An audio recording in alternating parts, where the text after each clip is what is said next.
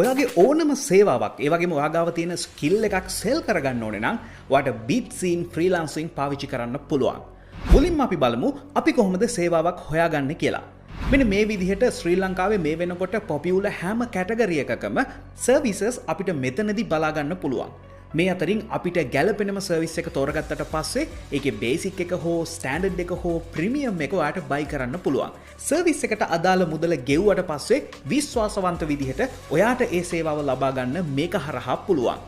ඒ විතරක් නෙවෙයි ඔයාට ස්කිල් එකක් තියෙනවා නම් සෙලර් කෙනෙක් විදිහට ඔයාගේ ස්කිල් එකක් උනත් මේකට ඇඩ් කරන්න පුළුවන්. ඉතින් මුලින්ම සෙලර් account එකට ගිහිල්ලා ඔයාගේ ප්‍රොෆයිල් එක ඔයා හදා ගන්න ඕනේ. මේකෙදි ඔයාට ඔයාගේ සර්විස් එක ස්කිල් එක ගැන එක්ස්ප්ලেইন කරන්න අවස්ථාව තියෙනවා.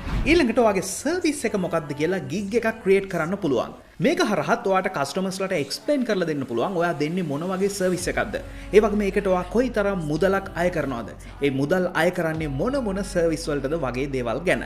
කස්ටමර් කෙනෙක් ඔයාගේ සර්විස් එකක් හෝ ගිග් එකක් මිලදී ගත්තොත් ඔයාට මුදල් ලැබෙනවා. ඉතින් ජොබ් එකක් කරන කෙනෙකුට උනත් අමතර ආදායමක් උපය ගන්න Bitzean Freelancing පාවිච්චි කරන්න පුළුවන්. මේ ගැන තවත් විස්තර ඔයාලට බලා ගන්න නම් උඩ තියෙන Learn and Earn කියන ඔප්ෂන් එක ඔයාලට සිලෙක්ට් කරගන්න පුළුවන්.